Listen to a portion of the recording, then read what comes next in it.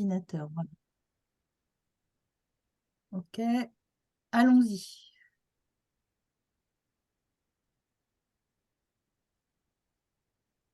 Allons-y.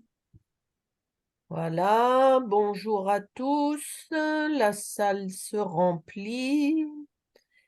Euh, voilà, donc nous allons démarrer ce webinaire qui va traiter de la charge mentale en télétravail, donc sur un point particulier de la charge mentale, hein, ce webinaire qui va donc être animé, présenté par Romain Bisseret, qui est un spécialiste du sujet, puisque dès avant la généralisation du télétravail, il s'intéressait déjà à la productivité, à l'optimisation du temps de travail, à l'amélioration des process de travail de façon à être plus performant.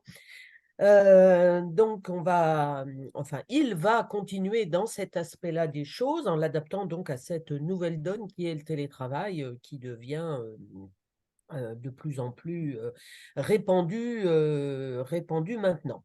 Alors, comme nous le faisons régulièrement, c'est un webinaire qui est partagé entre différentes associations. Et donc, bienvenue à tous nos amis des mines, de l'agro, de l'EM Lyon et des arts et métiers, hein, donc des ingénieurs et des alumni d'écoles de commerce, pour mêler nos réflexions, avis et questionnements que vous pourrez poser donc dans le chat dans un premier temps. Et puis, nous essaierons, en fonction du déroulé de ce webinaire, de vous libérer les micros et de vous laisser poser vos questions pour plus d'interactivité en direct à Romain Bisseret, de façon à ce qu'il puisse vous répondre sur ce que vous avez envie de partager comme avis ou questionnement. Voilà, on terminera à 14 heures précises pour que vous puissiez rejoindre vos activités habituelles. Et puis, je crois vous avoir à peu près tout dit. Et maintenant, c'est à toi, Romain. Merci Michel, et bon, bonjour, bienvenue, merci de me recevoir surtout.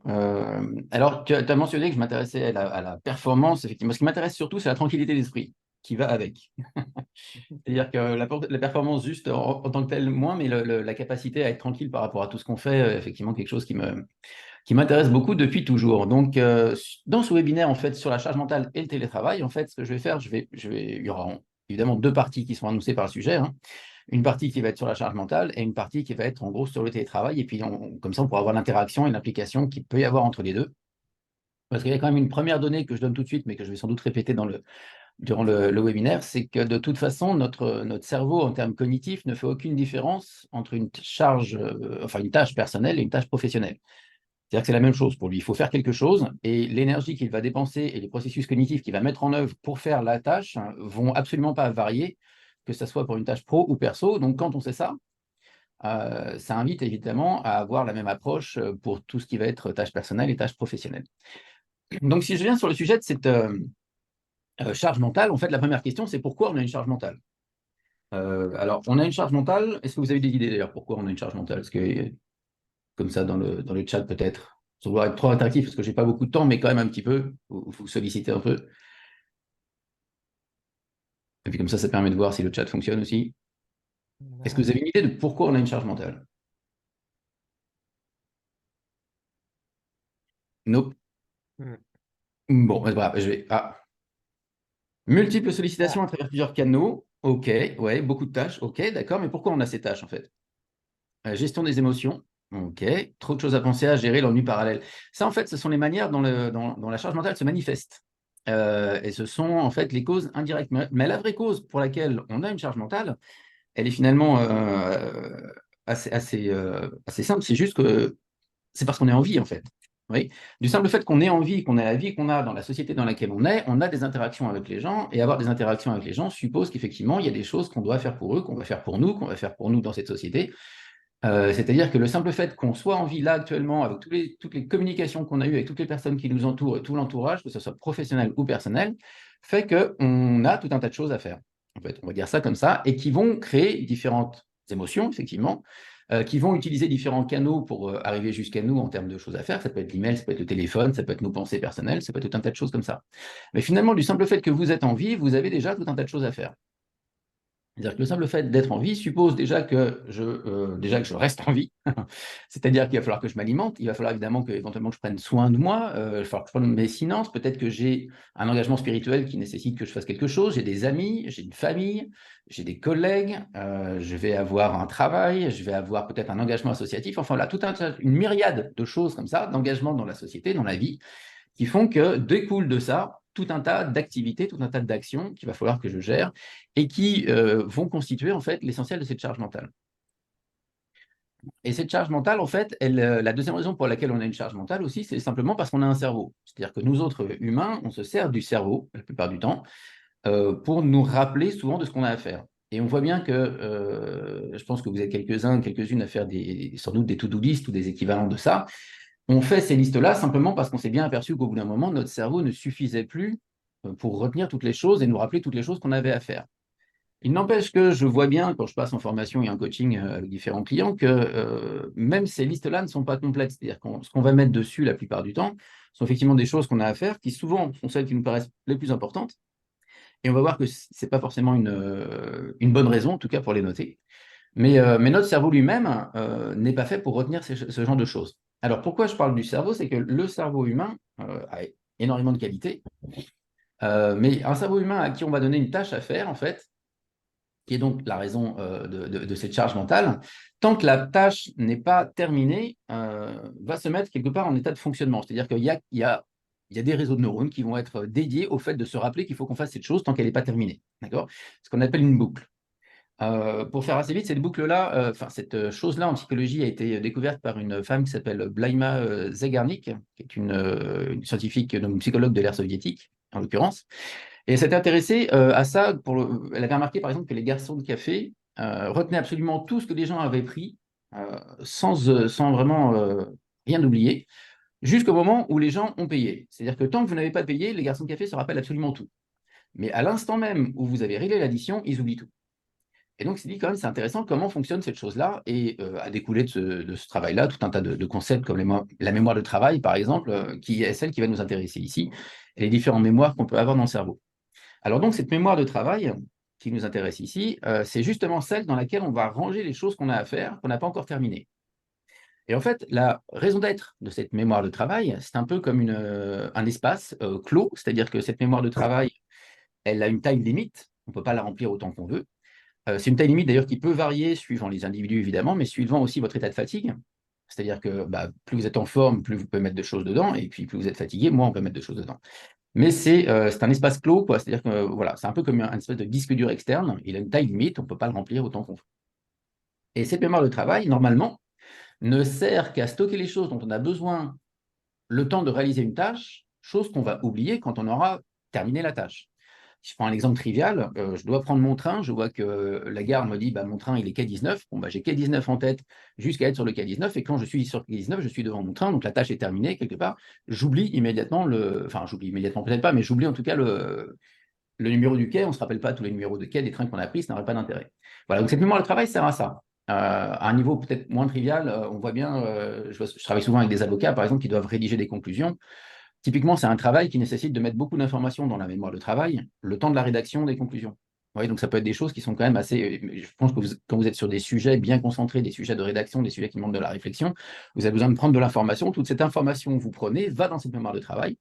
Vous vous en serviez tant que vous avez besoin de cette information pour rédiger votre tâche. Et une fois que la tâche est terminée, ça va finir par disparaître un peu dans l'oubli.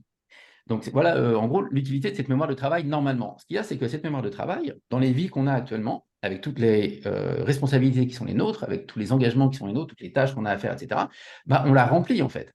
Et on la remplit justement de toutes ces choses. Vous voyez, c'est-à-dire que tous les rôles que je vous mentionnais tout à l'heure, le fait de se nourrir, de se garder en bonne santé, de prendre soin de sa famille, de prendre soin de ses amis, de faire attention à ses collègues, etc., tout ça sont des choses qui vont prendre un bout de place dans la mémoire de travail. Et toutes les choses qu'on a à faire qui dépendent et qui découlent de ces rôles qu'on va avoir dans la vie, en quelque sorte, vont aussi aller se stocker là-dedans si on n'a pas un meilleur système pour ça. C'est-à-dire qu'en gros, tous les trucs à faire vont aller remplir notre mémoire de travail en laissant un espace qui est beaucoup plus petit que l'espace qu'on aurait si cette mémoire de travail était vide. Ça veut dire quoi? Ça veut dire que, en termes très concrets, vous avez moins de capacité de concentration, vous avez moins de capacité d'attention aussi. Alors pourquoi moins de concentration? Parce qu'on voit bien déjà qu'il y a moins de place pour mettre des choses. Ça veut dire que quand vous êtes en train de travailler sur un sujet, vous allez mettre de l'information là-dedans, mais il y a déjà beaucoup de place qui est prise. Donc vous pouvez mettre moins que ce que vous auriez mis, ce qui vous oblige à rejeter la première information pour aller chercher la deuxième et ensuite retourner chercher la première. Enfin, vous voyez un peu le principe, je pense. Et moins de capacité de concentration aussi, parce qu'à chaque fois que vous allez faire un appel dans votre mémoire de travail, vous risquez de tomber sur un des trucs qui étaient dedans. Typiquement, c'est les auto-interruptions qu'on voit des fois où on est en train de travailler sur quelque chose et puis tout d'un coup, paf, ça nous fait penser à un truc qui n'a rien à voir avec ça. Je suis en train de travailler sur mon sujet et je m'aperçois qu'il faut je me rappelle qu'il faut que je change l'ampoule de la salle de bain. Voilà, ça n'a aucun intérêt d'ailleurs parce que je ne peux pas le faire a priori si je ne suis pas dans ma salle de bain. Mais vous voyez, c'est d'auto-interruption comme ça qui est due notamment au fait que cette mémoire de travail, elle est remplie de tout un tas de trucs. Donc forcément, quand on sait ça, on voit donc qu'on a une charge de travail et que cette charge, déjà, charge mentale, pardon, cette charge, elle est constituée en gros de notre vie pro et perso, pour faire court, et de tout ce qu'on découle en termes de tâches et d'activités. Et cette charge, elle est mentale la plupart du temps parce qu'on essaie de tout gérer avec la tête. En tout cas, on gère beaucoup trop de choses juste avec notre cerveau. C'est ce qui rend donc cette charge mentale. Donc on voit bien que finalement, si on veut résoudre en quelque sorte ce problème-là, on va devoir s'attaquer au fait de la charge, c'est-à-dire faire en sorte que cette charge ne soit pas portée par notre cerveau pour le côté mental et que cette charge, peut-être qu'on va l'envisager un peu différemment. Ce qui va m'intéresser ici dans ce webinaire, c'est le côté effectivement déjà soulager le cerveau de cette charge mentale parce qu'on voit bien que si on ne le fait pas, au bout d'un moment, on va criser, quoi. Alors, il se trouve qu'il y a une technique pour faire en sorte que notre cerveau n'ait pas besoin de nous rappeler de ce qu'on a à faire. Alors, cette technique, je vais vous la donner en quelque sorte. Enfin, je vais vous la donner évidemment, mais je vais d'abord, voilà, imaginez, hop, j'ai besoin d'un accessoire. Je ne sais pas si ça se voit, là, j'ai un sac dans la main. Okay, imaginez que vous êtes chez vous et tout d'un coup, vous vous rappelez qu'il faut absolument apporter ce sac au bureau demain. Okay, vous ne pouvez, enfin, au travail, d'accord, ou n'importe où. Vous ne pouvez pas l'oublier. C'est-à-dire que si vous l'oubliez, vous n'avez plus de travail. Okay, comme ça, je mets l'enjeu un petit peu élevé comme ça. On a un rectangle blanc, hein, Romain. Oui, c'est normal. Le rectangle blanc, pour le moment, c'est normal. Voilà. Mais vous me voyez, moi, vous avez vu mon sac. Non. Ah, Enfin, vous moi, ne je voyez l'ai pas la vu, caméra. alors. Vous voyez pas la caméra. Ok, autant pour moi. Bon, c'est pas grave. Imaginez donc voilà, imaginez que vous découvrez qu'il faut absolument amener un sac demain, n'importe quel sac que vous voyez. Comment vous allez faire pour être sûr de ne pas oublier d'amener ce sac? La seule chose que vous n'avez pas le droit de faire, évidemment, c'est de partir tout de suite pour l'emmener à l'endroit en question. Donc vous êtes chez vous, il faut amener ce sac. Comment vous allez faire pour être sûr? Vous pouvez mettre ça dans le chat, comme ça, voilà, vos réponses, si ça vous vient, pour être sûr de ne pas oublier. Un post-it. Alors juste un post-it. Et vous mettez où le post-it, Jessica? C'est quand même on prend un gros enjeu, hein, mais mettons que voilà, vous avez un job, et ça va être votre job qui est en jeu. Claire met le sac devant la porte d'entrée, pareil pour Chantal, le mettre à côté de mes chaussures, ok, ça marche. Je pose le sac devant la porte d'entrée, ok. On a un consensus sur la porte d'entrée, tu vois. Sur mon dos tout de suite, ah, mais Frédéric, il va falloir passer la soirée avec, hein, donc là, il va falloir manger, il va falloir dormir avec sur le dos, ok, mais why not, ok. Alors, très bien. Imaginons que vous ayez fait ça. Est-ce que vous allez y repenser de la soirée? Pareil, vous pouvez mettre la réponse dans le chat. Non. Non pour Chantal, oui pour Claire. Non pour Jessica. Alors du coup, j'ai une... Merci. Ok. Donc il est sur mon dos, oui. Vous avez passé de mauvaises nuits, Frédéric, mais... si je le vois, effectivement, si vous le voyez, ça va le rappeler, mais a priori, non. En fait, vous n'allez pas vous en rappeler. Enfin, votre cerveau ne va pas vous rappeler qu'il faut le faire parce qu'il a confiance. C'est-à-dire que si vous m'avez répondu oui, c'est que a priori, l'endroit dans lequel vous l'avez mis, la réponse que vous m'avez donnée là n'est pas suffisamment de confiance pour votre cerveau. Oui, c'est-à-dire qu'effectivement, la plupart du temps, si vous avez mis ce sac au bon endroit pour votre cerveau, il ne va pas vous le rappeler du tout parce que pour lui, c'est géré. Et la boucle est bouclée. Vous voyez, je vous parlais de boucle ouverte tout à l'heure, le fait qu'il y a des réseaux de neurones qui s'activent pour vous rappeler qu'il faut faire un truc. Et bien là, il ne s'active plus parce que le cerveau a confiance. Il sait que vous êtes chez vous et que donc, a priori, vous allez sortir par la porte. Hein, si je prends l'exemple de la porte d'entrée, qui est l'exemple qu'on nous donne le plus souvent de la slide. Vous êtes chez vous, donc vous allez sortir par la porte d'entrée, vous n'êtes encore jamais sorti par la fenêtre, et il n'y a même pas besoin d'ailleurs d'écrire ce qu'il faut faire du sac, comme vous le verrez, puisque le sac lui-même vous le rappelle ce qu'il faut en faire. Ok, donc ça, quand vous avez réussi à faire ça, votre cerveau est tranquille, et donc il n'y a rien en charge mentale. Vous voyez, et le principe, finalement, de ce que je vais vous montrer, c'est ça. C'est-à-dire que tout ce que vous avez à faire en termes de choses à faire, on va faire en sorte d'en faire des sacs qu'on va les mettre devant les bonnes portes. Vous voyez, de façon à ce que votre cerveau vous laisse tranquille par rapport à ça. Et on voit une autre chose avec l'exemple que j'ai pris, c'est que ce n'est pas du tout l'importance d'une chose qui fait que vous vous en rappelez. Pas du tout. Puisque là, c'est quand même, j'ai mis le job, hein, c'est quand même un truc super important. C'est pas du tout l'importance d'une chose qui fait qu'on s'en rappelle. Ce qui fait qu'on s'en rappelle ou qu'on en est rappelé par notre cerveau, c'est que la chose est mal gérée. On est mal engagé avec. C'est-à-dire qu'on n'est pas sûr de la voir quand on pourra en faire quelque chose. Alors que si le sac est devant la porte, je sais que je le verrai quand je pourrai en faire quelque chose. Et donc, l'idée de cette méthode-là, ça va être ça. Tout ce que vous avez à faire, on va mettre ça sur des listes, hein, très clairement, que vous verrez quand vous pourrez en faire quelque chose. Donc ça, c'est le principe de base qui fait que quand on fait ça, on observe dans les IRM fonctionnels que quand on donne une tâche à faire à quelqu'un et qu'on fait en sorte que la tâche soit bien gérée, c'est-à-dire de la même manière que le sac va être devant la porte d'entrée, et ben on voit que le réseau de neurones ne s'active plus. C'est-à-dire que l'esprit est tranquille par rapport à ça, la mémoire de travail est libre. Donc, première, évidemment, conséquence de ça, c'est qu'on a plein de choses à faire, vous et moi, plein de choses, et dans tous les domaines, encore une fois, hein, du perso, du pro, des messages, des trucs qui traînent, des trucs qui reviennent, des trucs à la maison, des trucs avec les enfants, des trucs à lire, des trucs à voir, tous ces trucs-là, eh ben, qui constituent notre charge, va tout simplement falloir les noter. Donc là, on est d'accord que ce n'est pas non plus une révolution en tant que telle, je pense que vous êtes OK avec ça. Là où j'irai plus loin, c'est de vraiment se dire de tout noter, puisqu'on vient de voir que ce n'est pas l'importance d'une chose qui fait que j'ai besoin de la noter ou pas. C'est simplement le fait que la chose est mal réglée ou pas par rapport à mon cerveau, par rapport à la confiance que mon cerveau a. Okay, donc, quand je dis il faut tout noter, c'est qu'il faut tout noter. C'est-à-dire qu'effectivement, changer l'ampoule de la salle de bain, c'est quelque chose que je vais noter. Changer les roues d'adrésienne ou remettre de l'huile dans je ne sais pas quoi, etc. Ce sont des petits trucs comme ça où on se dit, bah, c'est pas la peine, je me rappellerai, je le fais, etc. Mais je pense que je pense que je ne suis pas le seul à avoir vécu ça, où on se rappelle de cette chose beaucoup plus de fois qu'on aurait mis tant à le faire si on avait pu le faire la fois où on y pense en situation. Vous voyez ce que je veux dire? Donc, l'idée, c'est de se dire, bah, je n'ai pas envie de penser plein de fois à des trucs que je ne peux pas faire quand je ne peux pas les faire. Je veux faire en sorte de noter toutes les choses et après, je vais les dispatcher, et c'est ce qu'on va voir aussi comment faire. Je vais les dispatcher de manière à être sûr de les voir quand je serai en situation de pouvoir en faire quelque chose. Mais le premier principe en fait, de cette charge mentale, pour commencer à l'éliminer, ça va être d'en faire une décharge, c'est-à-dire de sortir toutes les choses qu'on a en tête, à l'esprit, sur papier, la plupart du temps, ou ça peut être sur un logiciel, sur ce que vous voulez, mais vraiment, c'est de prendre, et techniquement, j'allais dire pragmatiquement, c'est tout simple, hein. Vous prenez un quart d'heure, 20 minutes maxi, vous prenez une feuille et un crayon et vous notez tout ce que vous avez fait dans votre vie en ce moment. Alors, je sais que quand je le dis comme ça peut paraître énorme, mais dans les faits, j'ai constaté que ça prend entre 15 et 20 minutes maximum pour mettre tout ce qu'on a à faire dans notre vie en ce moment. Alors, on est d'accord qu'il ne s'agit pas de détailler, hein. Si vous devez organiser les Jeux Olympiques, vous n'allez pas me faire tout le plan des Jeux Olympiques. Vous mettez juste organiser les Jeux et vous passez au truc suivant. Mais l'idée, c'est de noter toutes ces choses-là, déjà, en première étape. On va voir que ça ne suffit pas, mais c'est la première étape. Donc, tout noter, ne pas trier par importance ou priorité, etc., puisque ça, on fera ça plus tard, et on va voir encore une fois que ce n'est pas forcément nécessaire. On peut faire une colonne pro et perso, mais cette idée-là, ça reste la même idée de vraiment se décharger totalement le cerveau.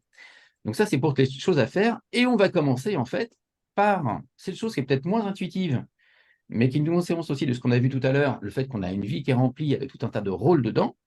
Première chose à noter, ça va être tous les rôles qu'on a dans la vie. Et les rôles qu'on a ne sont pas forcément des choses à faire, on est d'accord, mais les rôles qu'on a impliquent derrière des choses à faire. Ouais, donc tous les rôles, le fait de se tenir en forme, le fait d'avoir un engagement associatif, d'avoir des amis, de s'en occuper, de la famille, etc., de sa spiritualité, ce genre de choses, son travail, ses finances, tout ça sont des rôles, c'est-à-dire sont des centres d'intérêt, sont des choses dont je dois être le garant vis-à-vis de moi-même, ou parfois vis-à-vis d'autres personnes, et qui, dans chacune de ces zones-là, vont avoir tout un tas d'actions à mener. Et d'ailleurs, en fait, toutes les choses que vous faites au quotidien, tout le temps dans votre vie, normalement, doivent pouvoir se rattacher à un de ces rôles. Vous voyez, ce serait très étonnant de faire quelque chose qui n'est pas rattachable à un des rôles qui sont les vôtres. Ça se voit pour autant, ça se voit en milieu professionnel, parce que donc vos rôles, pour faire simple, hein, au niveau professionnel, vos rôles, c'est votre fiche de poste. C'est ce que les gens attendent de vous, c'est ce que vous attendez de vous-même. Et je vous invite d'ailleurs à faire cette cartographie-là aussi en termes de rôle professionnel. Ça peut être très intéressant, parce que justement, à chaque fois qu'on l'a fait, je vois quasiment immanquablement en coaching, je vois ça, c'est que les gens font tout un tas de choses qui ne sont pas forcément dans le rôle, pour plein de raisons. Parce qu'un collègue le faisait avant, et puis le collègue est parti, j'ai pris le truc de manière temporaire, et puis le temporaire est devenu permanent. Sauf que ce n'est pas dans ma fiche de poste, donc je passe quand même du temps dessus, mais c'est du temps caché. Enfin, voilà. Donc, il y a vraiment un gros intérêt à faire cette espèce de cartographie des rôles. Alors, on peut la faire aussi simplement que ça. L'exemple que je vais vous montrer derrière peut faire un peu peur, mais on va voir ensemble que finalement, c'est juste un peu complexe, mais c'est tout à fait accessible, hein. Ça, c'est une cartographie qu'une de mes clientes a accepté que je partage, en fait. Voilà, donc ça, elle a fait la liste de ses rôles. Donc, ce que vous voyez là, c'est un peu petit, hein. Je vais zoomer après sur certaines parties. La personne a fait tous ses rôles, c'est-à-dire qu'elle a pris elle s'est mis elle au milieu. Donc, il y a à la fois ses rôles professionnels, ses rôles personnels qui sont mélangés, etc. Moi, je vous invite vraiment à faire 2 cartes en général, à faire une carte pour le professionnel qui a tout un tas de myriades, donc votre fiche de poste, et puis une autre carte pour le perso, même si, in fine, encore une fois, vous n'êtes qu'une seule personne à la fin de journée, donc il y a du sens à faire cette carte-là. Mais vous voyez, donc cette personne est une slasheuse en plus, c'est-à-dire qu'elle a plusieurs activités professionnelles. Si je zoome un peu, voilà, on voit le premier rang, ce qui est en jaune clair. Le premier rang de sa cartographie, c'est voilà, sa famille, ses amis, la musique qui est importante pour elle, son lieu de vie, ses animaux, le côté entrepreneur qui va contenir tout le professionnel, et puis sa spiritualité. Voilà, ça, donc ça fait 7. Les 7 rôles majeurs qui sont importants pour elle. Et on voit que chacun de ces rôles se décline en sous-rôles. Et quand j'entends sous-rôle, ça va être davantage les choses qui sont importantes pour vous dans ces rôles-là. Vous voyez, donc, si je prends les sous-rôles entrepreneurs, on voit qu'il y a peintre et il y a photographe, donc qui sont 2 de ces activités professionnelles. Il y en a une troisième, je ne me rappelle plus ce que c'est, je crois qu'elle est Reiki aussi, quelque chose comme ça. Voilà, et donc chacune de ces zones-là va avoir des sous-zones derrière. Mais si je crois que j'avais zoomé après sur l'équilibre perso, quelque chose comme ça, voilà, sur l'équilibre perso, on voit ce qui est important pour maintenir son équilibre personnel à elle, c'est d'avoir un planning qui n'est pas figé, c'est d'avoir son quota de soleil, c'est de porter du temps dans la nature et d'avoir une alimentation saine. Donc là, on est plutôt sur des points d'attention, d'accord, qui permettent la réalisation de chacun de ces rôles-là. Du temps dans la nature, etc. Mais ça veut dire quoi après en termes concrets? Ça veut dire que dans ce rôle-là, pour maintenir son équilibre personnel, elle va faire en sorte que son planning ne soit jamais figé. Elle va faire en sorte de prendre du temps dans son planning à un moment pour avoir son quota de soleil ou d'aller dans la nature, etc. C'est-à-dire que ça va se traduire très concrètement, parfois en juste dire, bah, ce week-end, je pars, je vais, je sais pas, je vais prendre une balade je vais faire une rando dans le bois, etc. Oui, et tout ça a une vraie conséquence physique, matérielle, qui vient de ce rôle qu'elle s'est donné à elle-même de faire attention à son équilibre personnel. Est-ce que c'est clair pour tout le monde pour le moment, juste pour me dire dans le chat si vous êtes tous avec moi, toutes et tous? OK. Donc, ce premier exercice, moi, que je vous donnerais bien à faire évidemment à un autre moment, parce que ça prend quand même un peu de temps, c'est faire ces cartes-là. Quand je dis c'est parce que je vous rappelle, je vous invite vraiment, pour séparer un peu les choses, et même si on est une seule personne à la fin de journée, d'avoir ces cartes personnelles et ces cartes professionnelles. Et d'ailleurs, c'est toujours sympa quand on est en couple aussi, de faire aussi la carte partagée, parce qu'il y a des choses qu'on va partager, qui peut aussi réduire la charge mentale qu'on peut avoir quand on est en couple, de se dire, bah, on fait d'abord la liste de tous les rôles, et puis après, on se répartit les rôles. Bon, je fais un peu vite, mais en gros, dans le principe, c'est ça l'idée. Donc voilà, la première cartographie que je vous inviterai à faire, les rôles perso et les rôles pro. D'accord, vous allez passer un petit moment, ça peut prendre 10-15 minutes. Vous pouvez le faire sous forme de liste, vous n'êtes pas obligé de faire des cartes mentales là, comme on a vu ici.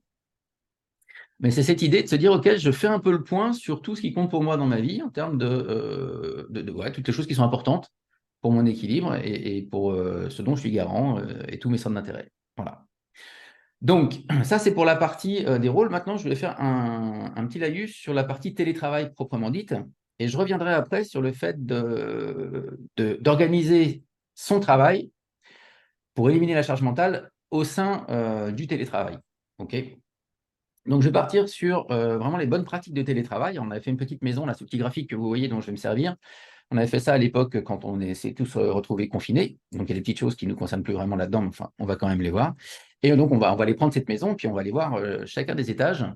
Mais le principe, effectivement, du télétravail, c'est de commencer par soi avant d'aller aux autres.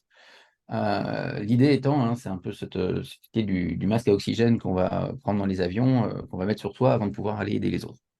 Alors, dans les principes, donc ça se lit de bas en haut cette fois-ci, le premier des conseils de se prendre en main, alors il y a beaucoup de choses que vous avez sûrement déjà entendues, mais il y a beaucoup de choses qui sont quand même vraies et qui méritent d'être redites. La première chose, de commencer tôt, je ne sais pas, mais s'habiller en tout cas, c'est certain. C'est-à-dire qu'on sait que le fait les habits qu'on porte ont une influence sur le comportement qu'on a. En tant qu'ancien comédien, évidemment, je ne peux pas caler dans ce sens-là. Moi, je faisais partie de ces comédiens qui trouvent les personnages par les chaussures. C'est-à-dire que je savais que j'avais mon personnage quand j'avais trouvé la paire de chaussures qu'il allait porter au quotidien. Mais ça veut dire, n'empêche que dans la vie de tous les jours, on a ça. Et on voit bien qu'il y a certains habits que les gens vont mettre pour être dans certaines situations. Vous n'allez pas parler de la même manière si vous êtes en tailleur et costume ou si vous êtes en pyjama ou en survêtement, etc. Donc l'idée de l'habillement, évidemment des habits qu'on va mettre, a une influence sur le comportement qu'on a. Et si on veut justement ne pas trop se laisser bouffer par le perso quand on est en télétravail ou par le télétravail, etc., il y a l'idée de se dire, mais pourquoi pas trouver un vêtement que je vais mettre qui va être le signal que ça y est, je suis en mode travail et que quand j'enlève ce vêtement, bah, ça y est, je suis passé en mode relax. Alors, ça peut être décider de passer du pantalon, je ne sais pas moi, un jogging, ou des trucs, enfin, vous trouverez votre chose, mais vraiment, ayez conscience de ça, c'est une réalité psychologique pour le corps humain. La manière dont je m'habille a une influence sur la manière dont je me porte. On dit que l'habit ne fait pas le moine, c'est pas tout à fait vrai. Le moine est en habit pour se rappeler qu'il doit être moine aussi. D'accord? L'habit du moine est un moyen de lui rappeler qu'il est moine. Voilà. Priorité à la famille au démarrage. Donc ça, c'était très, très vrai évidemment en Covid. Ça peut l'être aussi en télétravail de nos jours. C'est que si vous essayez de faire du télétravail ou de travailler quand la famille est là et s'organise, ça va être très pénible. Et c'est plus finalement avantageux de se dire, OK, le temps en famille, c'est du temps en famille. Et quand ça est réglé, je pourrais mettre plus efficacement à travailler. Et respecter l'horaire du début et l'horaire de fin. Donc là, j'enfonce des portes ouvertes. Et on va me dire, bah, Romain, c'est bien gentil, mais voilà, c'est pas si facile. C'est effectivement pas si facile. Une manière de pouvoir être plus respectueux des horaires que vous allez vous donner à vous-même, c'est aussi de prendre un temps de réflexion avant et de se dire, voilà, quand je vais au travail ou quand je me déplace, le temps que je passe pour aller, par exemple, au bureau ou sur le lieu de travail, je ne sais pas où je dois me rendre, bon, c'est du temps sur lequel je n'aurais pas fait grand-chose. Quand je suis en télétravail, qu'est-ce que je vais faire de ce temps-là? Je peux décider que ça soit du temps de travail aussi, me dire, bah, finalement, je m'y mets plus tôt. Mais ça va impliquer aussi de s'arrêter plus tôt si on ne veut pas non plus y passer trop de temps. Ou sinon, c'est de se dire, bah, ce temps que j'aurais passé dans les transports à faire, bah, peut-être que dans les transports, j'aurais écouté un podcast, etc. Bah, cette fois-ci, je vais écouter le podcast à la maison. Ou alors, je vais prendre un temps pour lire, pour faire de la veille, etc. C'est-à-dire que ce n'est pas parce que vous avez plus de temps, vous avez plus ces temps morts ou perdus, entre guillemets, qu'il faut forcément les remplir par plus de la même chose. Vous voyez, plus de travail ou plus de, etc. Parce que sinon, vous allez juste passer plus de temps à travailler plus et pas forcément mieux. Les études ont montré, en tout cas une que j'ai bien en tête là, a montré que plus vous allez travailler, plus vous allez vous fatiguer vite, évidemment, et qu'en gros, au-delà de 42 heures de travail par semaine, on est non seulement moins efficace, mais on commence à se créer soi-même des problèmes, c'est-à-dire on commence à se ralentir. On va se créer des problèmes qu'on n'aurait pas eu si on avait moins travaillé. Vous voyez, parce que ces problèmes, pour les résoudre, ça va demander du temps. Et donc, on n'aurait pas eu besoin de ce temps-là à résoudre le problème si on s'était arrêté avant, parce qu'on n'aurait pas créé le problème en premier lieu. D'accord? Donc, l'idée de se dire, bah, finalement, ce nombre d'heures de travail, il y a une réalité psychologique derrière qui fait que c'est bien de le respecter aussi. Donc voilà, moi je vais plutôt vous dire, plutôt que respecter forcément l'horaire de début et de fin, pourquoi pas se mettre un réveil d'ailleurs de chacun, mais se dire, ce temps mort, sinon, où j'aurais pas travaillé, effectivement, bah, je vais le remplacer par quoi? Qu'est-ce que je vais mettre à la place? Ça peut être du temps pour moi, ça peut être du temps de jogging, ça peut être du temps de lecture, ou si je décide que c'est du temps de travail, bah, ça veut dire que du coup, je vais aussi finir plus tôt. Donc là, il y a évidemment à voir avec les équipes avec lesquelles vous êtes en télétravail, à quelles heures vous voulez être joignable. Parce que si on imagine quelqu'un qui dit je suis en télétravail, bah, je travaille de 4 heures du mat à 7 heures et puis après j'ai terminé, quoi. Ou après, oui, ça n'a pas forcément marché. Donc il faut voir, tout ça se décide à plusieurs. Mais c'est quand même, le principe, c'est ça, c'est se dire, avoir une attitude au départ réflexive, de se dire à quoi je vais employer ce temps-là. Je suis en télétravail, ça veut dire que mon mode opératoire est différent en termes de lieu et de là où je dois me rendre, etc. Donc voilà, comment je gère ces choses-là. Maintenant, le cockpit de pilotage, en fait, c'est simplement votre lieu de travail chez vous, la plupart du temps, parce que les gens, la plupart du temps, font du télétravail chez eux, alors qu'on peut faire du télétravail de partout, hein, mais l'idée, ça va être de se dire, si je fais ça de chez moi, effectivement, il faut que je choisisse un endroit qui soit toujours le même. Ça, c'est pour l'habituation du cerveau. Le cerveau aime beaucoup les choses qui sont en mode automatique et aime beaucoup les signaux qui vont lui rappeler des comportements. Hein, on a vu que le fait de m'habiller d'une certaine manière signale un peu à mon esprit qu'il faut que je fasse un certain genre de choses. Eh ben, c'est la même chose avec le lieu. La spatialisation, on appelle ça, c'est-à-dire que si vous choisissez toujours le même lieu, ce sera beaucoup plus facile pour vous de vous concentrer et de vous déconcentrer à mesure que vous entrerez et que vous sortirez de ce lieu-là. Changer de lieu, se dire aujourd'hui je suis dans la cuisine, demain je suis dans la chambre, après-demain je serai je ne sais pas où, et pas top en fait. C'est plutôt de se dire, bah voilà, je prends un coin, c'est toujours le même, et je prends le temps de l'installer correctement, je fais en sorte que ça soit effectivement confortable, etc. Parce que bah, plus ça va être confortable, mieux on travaille. Hein. On voit bien le genre de souffrance qu'ont les gens qui sont parfois en flex office. Vous savez, le flex office, c'est ce fait que non seulement vous n'avez pas de bureau attitré, mais qu'en plus, il n'y a pas assez de bureaux pour tout le monde. Donc, ça veut dire qu'il faut que vous réserviez votre bureau. Vous n'êtes jamais sur le même, jamais sur le même. Et on sait que ça a un impact négatif sur le confort et donc la productivité in fine des personnes, parce qu'à chaque fois, ils ont besoin de se recréer leur environnement. Voilà. Et il y a un point important aussi dans ce deuxième truc, c'est de ne pas partager cet endroit-là. Et en fait, j'ai envie de dire, et je dis souvent à mes gens qui sont à mes clients en télétravail, que le bon signe, c'est quand quelqu'un essaie de vous piquer votre endroit. D'accord, vous vous êtes installé un petit coin sympa pour travailler, etc. Si les gens commencent à s'y mettre pour travailler eux aussi, etc., c'est bon signe, vous l'avez trouvé, c'est le vôtre. Mais maintenant, il faut le tenir. C'est le vôtre et ça ne se partage pas. Donc, évidemment, dans les limites du possible, hein, on n'est pas tous dans des 24 pièces voilà, avec balcon, etc. Mais c'est un peu cette idée de se dire, OK, c'est mon endroit à moi, trouve-toi le tien si tu veux, ou alors on s'arrange pour avoir des heures, etc. Mais voilà, c'est un bon signe. Maintenant, on va retrouver aussi l'organisation de l'espace virtuel et physique. Évidemment, avoir tout ce qui est nécessaire à portée de main et un bureau clean, bon, j'avance encore une fois des portes ouvertes. Je vous invite à essayer le rangement tripartite, c'est-à-dire le fait de tout ranger dans 3 dossiers. Vous avez 3 gros dossiers qui vont contenir tout ce que vous avez à faire en dessous. Ces 3 dossiers sont les encours, les références et les archives.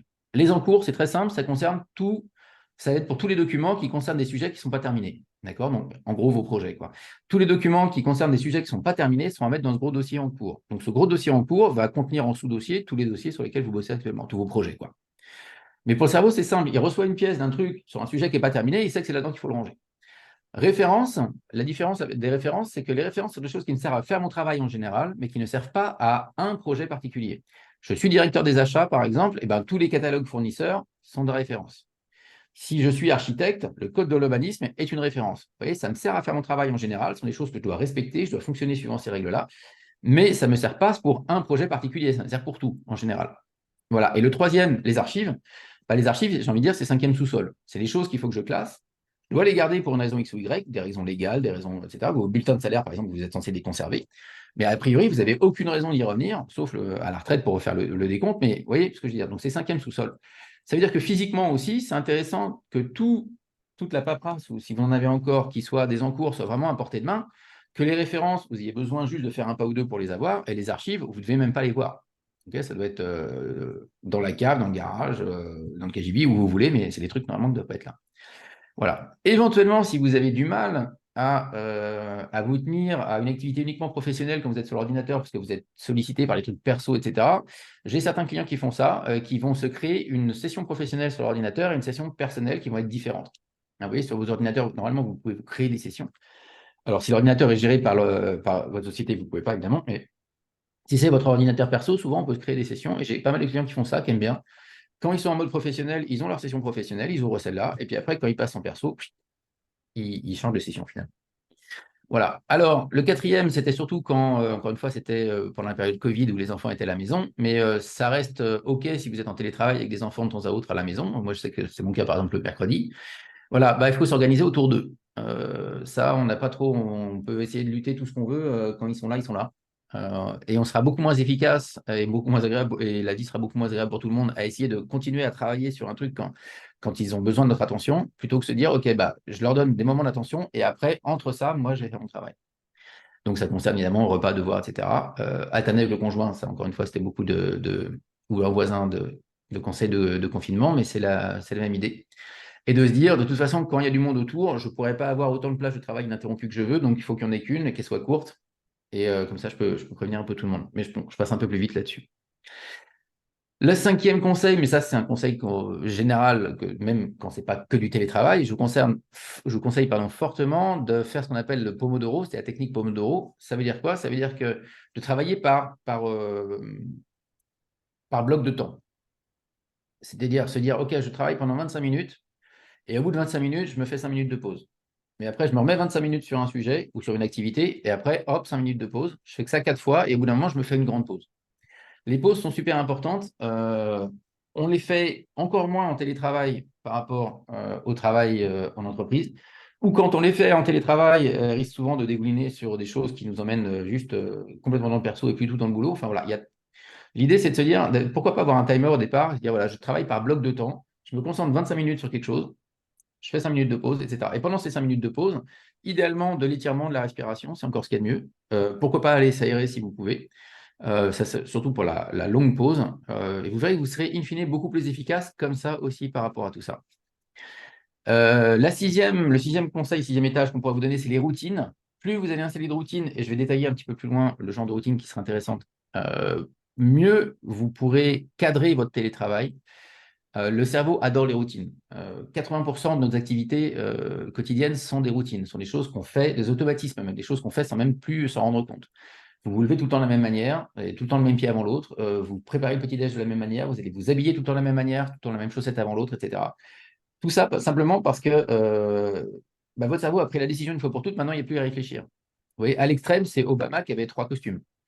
Je crois qu'il avait un rouge, un marron, pardon, un bleu, un marron, un gris, etc. Parce qu'il ne voulait pas passer de temps à réfléchir comment il allait s'habiller le matin. Vous voyez, il ne voulait pas dépenser l'énergie là-dedans, il ne voulait pas passer de temps, c'était un automatisme, il se lève, il en prend un. Et Zuckerberg, le patron de Facebook, c'est la même chose, il a 7 fois le même t-shirt, il ne veut pas réfléchir à ça, quoi. Donc là, on est à extrême, mais cette idée de se dire, OK, je mets en place des routines. Alors, une super routine, évidemment, c'est le calendrier. Et on va voir aussi sur le calendrier, j'ai des choses à dire sur la manière de remplir son calendrier, mais c'est la première truc qu'on va regarder le matin parce que le calendrier va me donner le paysage dur, le terrain de ma journée. Vous voyez, c'est là où je vais voir les rendez-vous que j'ai, c'est là où je vais voir les choses, les endroits où il faudra que je sois, au moment où il faudra que je sois, etc. Et donc, ça va déjà me mettre ma journée en tête. Et puis, évidemment, ensuite, les listes de choses à faire. Et je vais avoir aussi des choses à dire sur la manière de faire ces listes-là. Notamment, le fait de rassembler les tâches similaires pour les faire ensemble. Ça, c'est un principe qu'on va voir après. Il y a un gros avantage et une grande efficacité retrouvée à faire les tâches de même nature, de la même manière. On voit bien les commerciaux en général, ceux qui font de la prospection commerciale, ils passent tous les appels en même temps. Pourtant, on pourrait se dire, pourquoi ils font pas le premier? Ils se renseignent sur le premier client, ils passent l'appel, ils font le compte rendu, et puis ils font le devis, et puis ils passent le deuxième client, etc. Et les gens vont vous dire, non, non, mais je passe tous les appels en même temps, et ils vont faire tous les devis en même temps parce que ce sont des tâches similaires. Ça veut dire que le cerveau a le même mode de fonctionnement cognitif. Quand vous faites un devis, vous réfléchissez de la même manière tout le temps. Et vous allez dépenser moins d'énergie à garder le même fonctionnement du cerveau sur des sujets différents qu'à rester sur le même sujet et changer de mode de fonctionnement. Donc, il y a un intérêt à rassembler les tâches similaires. Et pourquoi pas créer des listes de trucs rapides à faire aussi, et d'autres pour le temps long. C'est une bonne manière de diviser son temps en télétravail, de se dire, voilà, ça va me prendre, en gros, c'est vite fait. Alors, vite fait, à vous de voir, 5 minutes, 10 minutes, etc. Et je rassemble tous les trucs vite fait ensemble, et puis je vais rassembler sur une même liste tous les trucs qui sont longs à faire. Parce que du coup, quand j'ai du temps long, je vois que j'ai 2 heures devant moi, et ben j'ai juste à regarder cette liste-là, et j'ai juste à choisir ce que je vais faire là-dedans. Parce que si j'ai du temps long et que ce n'est pas si souvent, il faut que je privilégie toutes les choses qui me demandent du temps. Oui. Et à l'inverse, dès que j'ai 5 minutes à tuer, entre guillemets, ou je ne sais pas trop quoi faire, je vais regarder ma liste de trucs vite fait, je vais m'en choisir un là-dedans. Et d'autant plus utile parce que sans cette liste-là, le temps de trouver ce que je pourrais bien faire, j'ai déjà plus le temps de le faire. Donc autant avoir une liste qui me récapitule déjà d'entrée de jeu. Voilà, la conférence, je passe un peu là-dessus. Ça, c'est maintenant une tarte à la crème de toujours préparer son ordre du jour de toute façon avant. Et tout ce qui peut aider à la concentration, in fine, ça va être le fait déjà de privilégier la synchrone, notamment quand vous êtes en télétravail. En télétravail, vous êtes là aussi, enfin, une bonne partie du télétravail consiste à privilégier la synchrone pour trouver de la productivité. Ça veut dire enlever toutes les notifications. Les notifications avaient du sens, notamment pour les emails, au début d'Internet, parce qu'on n'avait pas souvent des mails. Donc il fallait bien qu'il y ait quelque chose qui nous rappelle qu'on avait reçu un mail. On n'allait pas souvent les voir. Maintenant, je suis prêt à parier ce que vous voulez, vous n'avez pas besoin de savoir que vous savez que vous avez des mails. Vous n'avez pas besoin d'un machin qui vous rappelle que vous allez recevoir des mails, vous le savez. Donc vous allez naturellement aller regarder vos mails, vous n'avez pas besoin d'une notification qui vous dit que. La notification, c'est quelque chose qui tue la concentration en général. Donc vraiment, le conseil, ça va être d'enlever toutes les notifs pour mettre la priorité à la synchrone. Vous inquiétez pas, vous irez de toute façon regarder vos mails à un moment ou à un autre. Et moi, je vous invite à le faire 2 à 3 fois par jour et pas passer votre vie dedans, mais on va voir après comment ça marche. Musique ou bruit blanc, ça c'est à chacun de voir. Il y a des gens qui préfèrent être dans le silence. Bon, ça, voilà. Et puis, tenir compte de l'état. Il y a des choses qu'on n'est plus disposé à faire selon notre état de fatigue. Et je vais y revenir un petit peu plus loin, mais c'est aussi une bonne pratique ici de réserver certaines tâches à certains moments. Ouais. En général, la plupart des gens sont plutôt frais le matin, du moins, en tout cas, pas loin du réveil. Ils vont être plutôt sur du relationnel l'après-midi. Il y a quelques personnes qui sont plutôt costaudes le soir, mais voilà, c'est à vous de voir à peu près où vous vous situez. Mais c'est cette idée de se dire, je répartis un peu les choses à faire en fonction aussi de ma journée, puisque en télétravail, j'ai cette capacité à décider de ce que je fais quand. Modulo, évidemment, les rendez-vous, les réunions. OK? Est-ce que c'est clair pour cette partie-là aussi? N'hésitez pas, si vous avez des questions, vous pouvez toujours les poser dans le chat.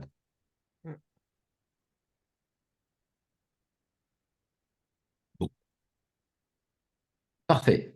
Alors, je reviens maintenant à cette idée de vider le cerveau, parce que donc vider le cerveau tout noté, c'est bien, mais il y a une manière de faire ensuite pour que les choses qu'on a notées ne retournent pas dans notre cerveau. Donc le vidage de cerveau, c'est tout simple, hein, c'est le fait de se prendre ces 10-20 minutes dont je vous parlais tout à l'heure pour mettre par écrit, dehors, hors du cerveau, toutes les choses qu'on a à faire dans notre vie en ce moment. Si vous mettez vraiment tout, vous allez retrouver entre, on va dire, 30 et 100 choses à faire. Et quand je parle de 30 à 100 choses à faire, on est d'accord qu'il y a à boire et à manger dedans. Il y a tout, il y a à changer l'ampoule de la salle de bain, comme il peut y avoir signer un contrat à 5 millions. D'accord, pour le moment, on ne trie pas, hein, c'est ce que je vous ai demandé de faire. On va trier après. Mais cette idée de se sortir vraiment tout de la tête, et je vous dis, j'ai jamais vu moins de 30 choses chez les gens. En termes de choses à faire entre le pro et le perso, quelqu'un qui a moins de 30 trucs à faire, en général, je vais aller challenger parce que j'y crois pas beaucoup. Il y a toujours, l'expérience a montré qu'en dessous de 30, c'est qu'il n'y a pas tout, quoi. Mais le fait d'avoir noté les choses, on est d'accord que, même si c'est ce que la plupart du temps, les gens appellent leur to-do list, ce n'est pas une to-do list encore. Et ce que je vais vous montrer après, c'est un schéma qui a inspiré une méthode bien connue que j'ai un petit peu, j'ose le dire, améliorée au vu de ce que je viens de vous dire là, de cette charge mentale. Ça va être une manière de transformer ces choses qu'on a écrites pour les rendre en choses qui sont vraiment actionnables. Okay, parce que la première liste que vous avez faite, il y a peut-être des choses comme marqué anniversaire maman, campagne pub, etc., etc. Mais en gros, ça ne vous dit pas vraiment quoi faire et ça ne vous dit pas par quoi commencer. Et c'est important pour votre cerveau d'aller traduire ça, d'aller transformer cette chose-là en réponse à ces deux questions que je viens de donner. C'est-à-dire que la première chose qu'on va faire, une fois que vous aurez fait donc, cette grande liste de 30 trucs, de 30 à 100 choses, okay, vous allez les prendre une par une, ces 30 à 100 choses. Et ce que je vous invite à faire, c'est ça, c'est se poser ces deux questions. La première question, c'est est-ce que ça appartient à un de mes rôles? Vous devez, hein, on l'a vu, vous devez pouvoir relier toutes les choses de cette grande liste à l'un de vos rôles, à un moment ou à un autre. Si ça appartient pas à un de vos rôles, c'est que vous êtes en train de faire le boulot de quelqu'un d'autre. Donc, il y a deux manières de faire. Soit vous jetez parce que ce n'est pas intéressant, ça ne vous regarde pas et puis la personne sait déjà le faire. Soit vous faites suivre à la bonne personne. OK? Ça, c'est assez trivial, mais n'empêche que c'est quand même assez important, encore une fois, notamment au niveau professionnel, où il y a beaucoup de gens qui font des choses qui ne devraient pas être à eux de faire. Je pense, je vois ça souvent énormément chez les managers qui vont faire à la place d'eux, des N-1. C'est quelque chose que je vois très très fréquemment, ou des N-1, encore une fois, je disais tout à l'heure, qui ont pris le rôle de quelqu'un d'autre et qui n'ont jamais été rediscutés derrière le fait que ça ne correspond pas à leur fiche de poste. Bref, donc cette première question, est-ce que ça appartient de mes rôles? Donc si ça appartient pas, je jette ou je fais suivre. Et si ça appartient de mes rôles, là maintenant, je peux me poser la question de est-ce que j'ai un truc à faire là-dessus? Alors, la plupart du temps, ce que vous aurez noté sur votre liste, oui, mais si je prends l'exemple des emails, par exemple, que vous recevez, ça va être le même principe. Hein. D'ailleurs, sur les emails, vous recevez un email, est-ce que cet email appartient à un de mes rôles? Ça appartient pas à un de mes rôles, je jette ou je fais suivre à la bonne personne. Et si jamais ça appartient à un de mes rôles, maintenant je vais lire le mail et je vais dire est-ce qu'il y a un truc à faire pour moi là-dedans en lisant ce mail? Et parfois, j'ai des emails qui sont purement informatifs. Dans le cas d'un mail qui est purement informatif et pas intéressant, je vais le jeter, puisque a priori, je n'ai pas grand-chose à faire. Si c'est purement informatif et que j'ai, par contre, je ne peux pas le jeter parce que soit ça contient une pièce d'un projet en cours, je vais le classer dans les en cours. Soit ça contient un truc qui me sert à faire mon job en général, je vais le mettre dans mes références. Soit ça contient mon bulletin de salaire, par exemple, et ça, je sais qu'il faut que je le garde, je vais le mettre dans mes archives. Vous voyez, mais là, il n'y a pas d'action à part le fait de classer la chose au bon endroit. Okay. Et dans cette action, d'ailleurs, dans cette question, pardon, y a-t-il quelque chose que je puisse faire? On voit que c'est une question fermée. Hein. La réponse, elle est binaire. C'est oui ou c'est non. Je ne peux pas être entre les deux. Ou j'ai un truc à faire avec cet email qui me demande quelque chose, ou il n'y a rien à faire. Donc, on a vu le cas où il n'y avait rien à faire. Maintenant, si je vois qu'il y a quelque chose à faire de cet email-là, c'est là où j'ai ces deux questions à se poser. La première question, c'est qu'est-ce que je cherche à faire? C'est-à-dire, quel est le résultat de cette action qu'on me demande? Et quelle est la prochaine action pour y parvenir? Oui, si je reçois un mail qui me dit bah, tiens, Romain, il va falloir que tu organises les Jeux Olympiques, ok, c'est quoi, ça veut dire quoi les Jeux Olympiques sont organisés pour moi? Il faut que je me pose cette question-là. Qu'est-ce que je cherche à faire en vrai? D'accord, le résultat que je cherche à atteindre, c'est quoi? Et quelle est ma prochaine action à partir de ça? Parce que si je laisse sur ma to-do list organiser les Jeux Olympiques, à chaque fois que je vais le voir, mon cerveau, en voyant ça, il voit toute la masse de choses à faire qu'il y a derrière et il n'a juste pas envie. Et en plus, il voit une espèce de truc flou qui va demander de la réflexion. Et c'est beaucoup trop compliqué. Et c'est, vous voyez, c'est typiquement les to-do, quand vous les lisez, vous avez du soupir. Voilà, tout ça à faire. Là, l'idée, c'est de se dire, je ne vais pas faire de liste to-do avec cette espèce de grande vidage de cerveau que j'ai fait précédemment. Mais par contre, je vais les mettre sur mes to-do, je vais mettre des prochaines actions. Parce que sur l'organisation des Jeux Olympiques, ça trouve ma prochaine action, très concrète, physique, c'est simplement d'organiser un rendez-vous avec Pierre, Paul et Jacques pour discuter du bidule. Et vous voyez, on est sur ce que mes clients appellent une micro-action, mais en vrai, ce n'est pas une micro-action. Il n'y a pas de micro-action. Ça n'existe pas des micro-actions, il n'y a que des actions. Et dans le monde dans lequel on vit, on ne peut faire que ça d'ailleurs. On peut faire que des actions. Personne ne fait de projet. Ça n'existe pas faire un projet dans l'univers dans lequel on vit là. On fait tous des actions. C'est-à-dire que même les gens qui organisent les jeux, puisque j'ai pris cet exemple-là, ils ne vont jamais organiser les jeux. Ils vont passer des appels, ils vont voir des gens, ils vont rédiger des emails, ils vont se réunir, ils vont discuter, ils vont faire des listes. Ils ne vont jamais organiser les jeux. Ils vont faire tout un tas d'actions qui font qu'à un moment, on a atteint le résultat qu'on voulait, les jeux sont organisés, et donc c'est terminé. Vous voyez. Mais tout ce que vous avez à faire, il faut toujours le traduire en ces deux choses-là. La finalité, ça c'est votre ligne d'arrivée, et puis la prochaine action, c'est vos starting blocks. Et vous pouvez même avoir des projets, des fois, que vous irez de prochaine action en prochaine action, parce que vous ne connaissez pas la suite, et donc vous êtes obligé d'avancer un petit peu comme ça. Vous avez juste votre résultat en ligne de mire, mais vous avancez à partir d'une prochaine action. C'est clair ça? Cette partie-là de triage? Qui fait que ça va transformer finalement votre grande liste en forme de départ. Je disais, il y a maman, banque, etc. etc. Cette première liste-là, ce que je vous demande de faire, finalement, ce que je vous invite à faire, c'est la transformer en deux autres types de listes. Une liste de résultats souhaités, où là, on va voir toutes nos finalités, et une liste de prochaines actions, sur lesquelles on va voir toutes nos prochaines actions. Et entre les deux, en fait, c'est l'espace du dossier projet, où c'est là où vous allez mettre tout votre rétro-planning, tout votre truc. Si vous voulez vraiment faire de la planification de projet, ça va être entre les deux. Mais ça ne va pas être sur ces deux listes que je vous invite à faire. La liste de finalité, c'est quand est-ce que je sais que le machin est terminé. Donc, organiser l'anniversaire de ma mère, quand c'est organisé, c'est bon. Lancer la campagne de pub, quand c'est lancé, c'est bon, etc. Et les prochaines actions. Les prochaines actions, en fait, pour organiser l'anniversaire de ma mère, c'est simplement d'appeler Anne pour qu'elle s'occupe du gâteau. La prochaine action pour lancer la campagne de pub, c'est juste d'envoyer un mail à Yann pour préparer la réunion. Vous voyez, c'est tous les trucs, je vais les découper comme ça. Donc là, on est d'accord, je suis en train de rajouter du volume. C'est-à-dire que tout d'abord, vous aviez juste une liste avec tout un tas de choses dessus. Je vous ai dit entre 30 et 100. Et là, je suis en train de vous dire, d'éclater cette liste entre deux autres, une liste de résultats et une liste de prochaines actions. Ça va faire beaucoup de choses à ranger. Effectivement, c'est pour ça que je vous montre maintenant comment on va ranger ça. Eh bien, je vous invite à utiliser des listes, donc plusieurs listes. Mais vous n'avez pas besoin que ce soit très compliqué. Je vous ai mis un exemple ici. Cette application, je ne sais pas si c'est très lisible, Michel, pour le coup, sur le… Oui, Ouais, oui, c'est oui, lisible. ça Ok. va, ça va, ça Ok. va. Bon, c'est juste un gestionnaire de liste. Vous voyez, j'ai pris le truc qui est fourni avec Apple, parce que je suis sur Mac, donc voilà, c'est fourni avec, c'est gratuit, je n'ai pas besoin de le payer, ça s'appelle Rappel. Et il s'agit juste de se faire des listes, en fait. D'accord? Et on a vu tout à l'heure, avec le télétravail, qu'il y avait un intérêt à rassembler les tâches de même nature ensemble, ce qui est d'ailleurs vrai dans n'importe quel job. C'est ce que j'ai fait ici, c'est-à-dire que je vais créer des listes qui sont des listes de type d'action, d'accord? De nature d'action, quelque part. Donc, si je regarde tout ce qui est en bleu, là, c'est mes listes d'actions, sur lesquelles il n'y aura que des prochaines actions. Donc, je vais mettre dans la première liste qui s'appelle appel à passer, tous les appels que j'ai à passer. D'accord? J'identifie qu'un mail, un collègue par mail me demande de faire un truc et j'identifie qu'en fait, ma prochaine action là-dessus, c'est d'appeler quelqu'un d'autre. Eh bien, cet appel à passer, je vais l'écrire, je ne vais pas le faire sur le moment, je vais écrire dans ma liste appel à passer qu'il faut que j'appelle cette personne pour lui demander d'eux. Donc, de la même manière, j'ai tous les emails à écrire. Alors, email à écrire, ce n'est pas forcément email à répondre, c'est les emails que moi, je me propose d'écrire là maintenant. Les avoir avec, c'est tous les sujets que j'ai à avoir avec différentes personnes. Je vais détailler un petit peu après. Je fais d'abord toute la liste, et puis cette liste-là est un peu particulière. Après, je vous invite à avoir des listes par logiciel. Avant, on avait une seule liste ordinateur. Maintenant, franchement, 99% de ce qu'on fait est à l'ordinateur. Donc, une liste ordinateur n'a pas trop de sens parce qu'il va tout y avoir dessus. Par contre, il peut y avoir du sens à avoir des listes par logiciel. Et je crois que j'avais pris l'exemple des devis tout à l'heure. Quand vous faites un devis, vous utilisez la plupart du temps un logiciel. Ce logiciel vous oblige à avoir une certaine manière de penser. Vous avez tout intérêt à faire tous vos devis ensemble.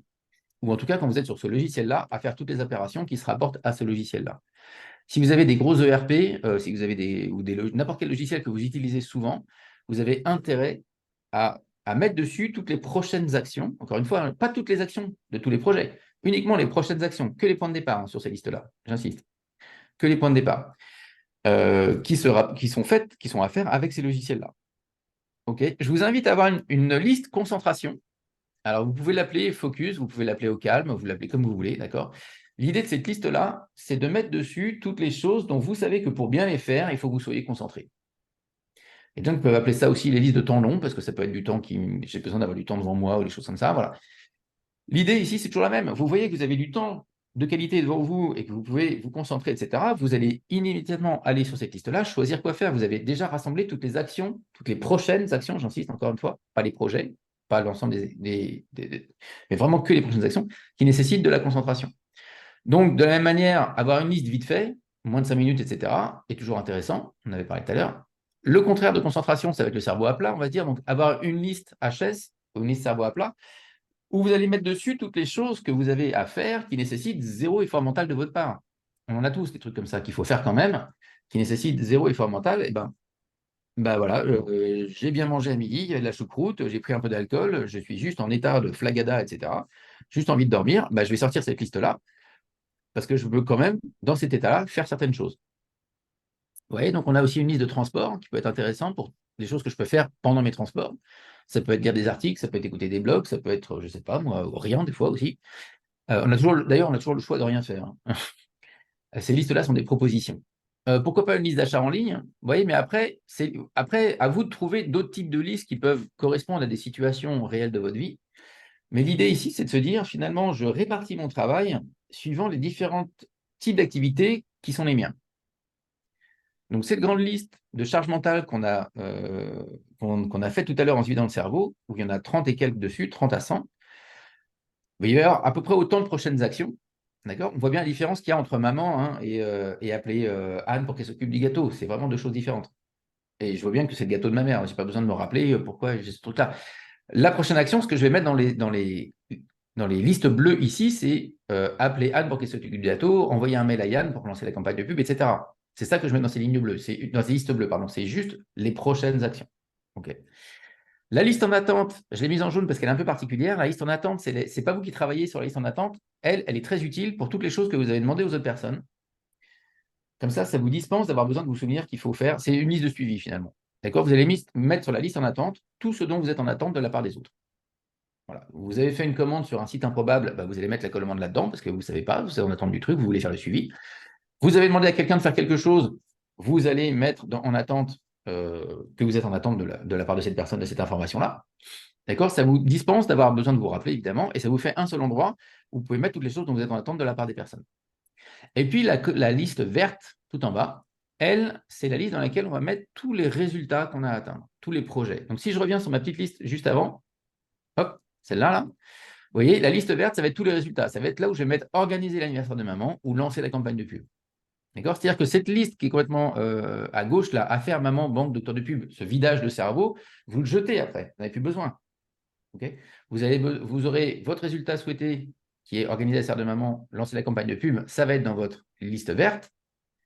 Et les autres qui sont juste là, les prochaines actions, appeler Anne, email à Anne, tout ça, ça va être dans vos listes bleues, dans les bonnes listes. Vous voyez la répartition? En fait, c'est juste du dispatch.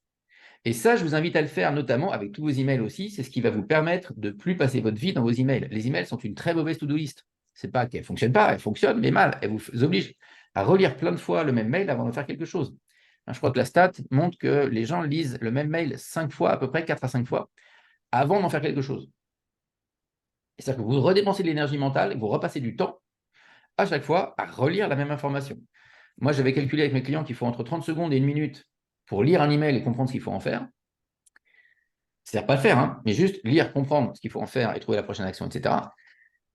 Vous voyez que si vous lisez 4-5, donc vous avez 50 mails par jour, ça vous fait déjà 50 minutes, juste passer à lire des emails, et vous multipliez par 4-5, c'est-à-dire le nombre de fois où vous relisez la même information pour refaire le même chemin mental, savoir si vous pouvez faire l'action pour décider si vous allez la faire effectivement ou pas, la comparer avec le deuxième mail, etc. Et vous voyez, vous avez quasiment entre 2h30 et 4 heures par semaine qui sont juste dépensées à rien, à lire plusieurs fois la même information pour décider si vous pouvez la faire ou pas. En faisant ce que je vous invite à faire ici, tout ça disparaît, ce temps-là disparaît puisque finalement, vous allez lire l'email une seule fois. Dès que vous lisez l'email, vous allez chercher sa finalité. Qu'est-ce qu'il faut que je fasse en vrai? C'est quoi mon résultat à atteindre? Mon résultat va dans ma liste verte. Quelle est la prochaine action qu'on me demande? Où est-ce que je dois être pour la faire? C'est un email à passer, c'est un appel à passer, c'est un email écrit. Je vais le mettre dans la bonne liste et après l'email est terminé. Je n'ai plus besoin de le relire. Je peux avoir besoin de le relier parce que peut-être qu'il y a des informations dedans, encore je peux faire des copier-coller, etc. Mais pour les mettre dans la tâche, je veux dire. Mais l'email, je n'ai plus besoin de le relire. Donc je m'économise déjà entre 2h30 et 4 heures juste avec ça. À ne jamais lire 2 fois le même mail. Parce que maintenant, la formation et la prochaine action, elles sont dans mes listes. Donc, je n'ai plus besoin du mail pour me déclencher l'action. Par contre, j'ai besoin de mes listes, évidemment. D'accord? Mais ma liste va juste me mettre l'action. Elle ne va pas me mettre tout le contexte du mail. Je n'ai pas besoin de ça. OK? Donc, cet outil-là, cette manière de faire les listes, vous garantit de gagner beaucoup de temps et beaucoup d'efforts et surtout vous permet de mettre tout ce que vous avez à faire dans votre vie en ce moment aussi. Parce que des listes comme ça, une fois qu'elles sont faites, qu'elles sont remplies, vous allez avoir peut-être, certaines vont être 4-5 actions, d'autres vont avoir une quinzaine, vingtaine d'actions dessus. Mais grosso modo, vous êtes capable de gérer 250 prochaines actions facilement avec ce genre de système. D'accord? En tenant compte, évidemment, après, de se dire comment j'utilise, ce qu'on va voir un petit peu derrière. Voilà, ça, c'est pour les actions. On est clair aussi là-dessus? Si vous avez des questions, n'hésitez pas, hein. Je peux répondre encore. Alors, je n'ai pas dit que ça ne demandait pas de travail, d'ailleurs. Ça demande un certain travail de préparation. Je suis d'accord avec vous, ça ne va pas se faire en 5 minutes. L'expérience montre que ça peut être assez rapide quand même. Vous pouvez faire en une après-midi, en 2 à 4 heures, vous pouvez remplir votre système de tout ce que vous avez fait dans votre vie en ce moment. Après, d'autres fois, il faudra y passer 2 jours. Ça dépend aussi d'à quel point on veut mettre aussi tout le physique, tous les papiers, etc. Mais en gros, en 4 heures, vous pouvez déjà faire quelque chose de bien. Et après, il n'y a plus besoin de le faire. C'est une fois à vie, hein. Voilà. Alors, un petit point après sur le calendrier. Il y a des gens qui fonctionnent un peu comme ce qu'on voit là, ce genre de calendrier, c'est-à-dire des gens qui vont noter toutes leurs plages de travail.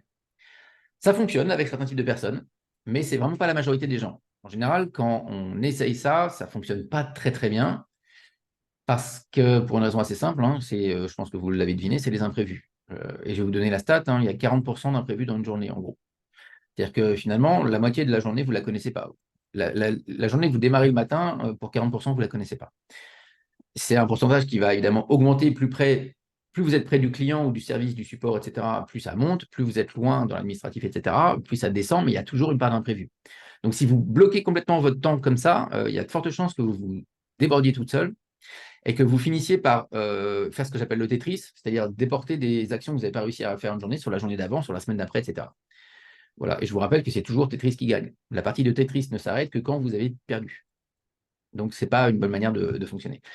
Encore une fois, si, ça fonctionne pour certains types de personnes. Donc, je ne dis pas que ce n'est pas une bonne manière. Il y a des gens pour qui ça fonctionne bien de tout noter comme ça, etc.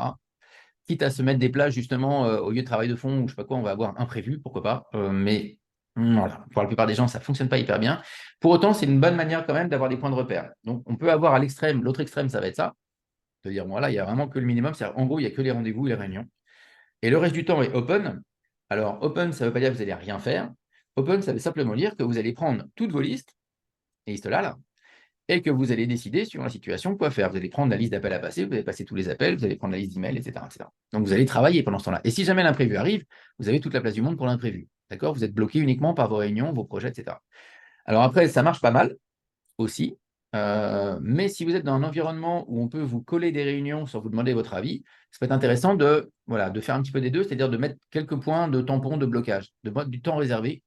C'est-à-dire qu'en gros, c'est du temps pour vous. Vous vous bloquez du temps pour vous, pour justement être sûr d'avoir du temps de travail, au moins pour vos sujets de fond. Moi, je vous inviterais d'ailleurs personnellement à plutôt avoir du temps réservé sur les plages de temps dans lesquelles vous savez que vous êtes le plus performant intellectuellement. Pour la plupart des gens, ça va être le matin, mais pour une certaine catégorie de personnes, ça sera plutôt l'après-midi, voire même parfois en soirée. C'est à vous de voir, mais réservez du temps à ces moments-là. Okay. Et après, donc, le reste du temps, dans toutes les plages blanches, ou même notre réservé, vous allez utiliser finalement votre système, donc ces listes-là que vous avez remplies. Et puis, ma foi, vous vous dites, bon, voilà, c'est le matin, je vois que j'ai du temps devant moi, j'ai 2 heures, je suis dans mon temps réservé de 2 heures, vous allez vous jeter sur la liste concentration. Au contraire, vous savez que vous avez une réunion dans 10 minutes, vous allez plutôt regarder la liste vite fait 5 minutes pour voir si vous ne pouvez pas caler un truc ou deux avant la réunion. Vous voyez, c'est-à-dire que le choix se fait un petit peu comme ça sur le moment. Et ce qui est intéressant avec cette manière de fonctionner, c'est que vous êtes toujours sûr de faire la meilleure chose possible. Vous n'êtes pas en train de vous mettre sur un truc trop long quand vous n'avez pas le temps, par exemple. D'accord? Et tout ça, donc ça veut dire que finalement, vous fonctionnez ce qu'on appelle par contexte. Ce que j'appelle les contextes, finalement, en gros, c'est les listes bleues. D'accord? Si vous dites, tiens, là, je suis cramé, j'ai du mal à me réveiller ce matin, je vais plutôt me mettre sur la liste HS, ou tiens, je suis dans les transports, je n'ai pas prévu pour, mais pourquoi pas, je suis dans les transports, qu'est-ce que j'ai à faire là-dedans? Pourquoi pas, je peux me trouver une action à faire aussi. Évidemment, vous allez tenir compte du temps qui est le vôtre, mais ça, vous le faites déjà de manière intuitive. Et je vous invite aussi à prendre en compte l'énergie. Donc, on voit avec la liste HS ou avec la liste concentration que c'est déjà un peu ce critère d'énergie. Mais cette notion d'énergie, elle est très importante et elle est souvent négligée. Mais il faut savoir qu'on a un rythme biologique, avec les rythmes circadiens notamment, qui font qu'il y a certaines choses qui se passent dans notre corps à certains moments de la journée qui nous mettent dans certains états. Donc, je vous ai mis sur la gauche, là, en gros, ce qui se passe à peu près. Évidemment, on n'est pas non plus à la demi-heure près, mais en gros, ce qui se passe pour notre journée. Ça se traduit en quoi, si j'essaie de traduire ça en termes de journée de télétravail, par exemple?